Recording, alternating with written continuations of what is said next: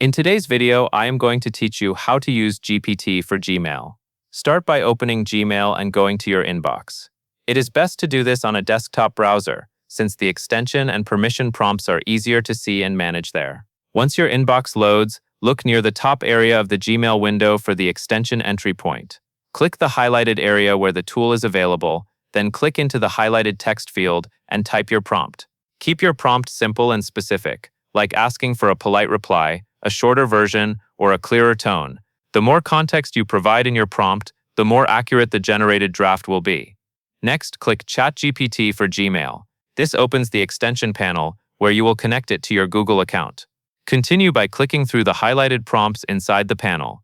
These clicks are part of the setup flow that prepares the integration to work inside Gmail.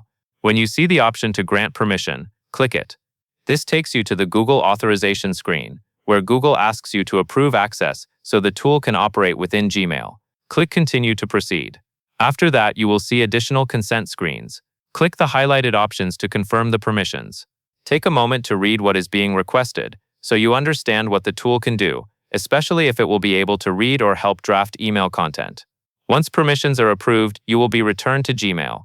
In the extension settings, click the option labeled Enables Automated Answers to New Emails. This allows the tool to help generate replies when new messages come in.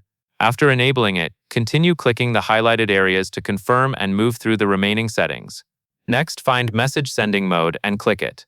This setting controls how messages are handled when you use generated content.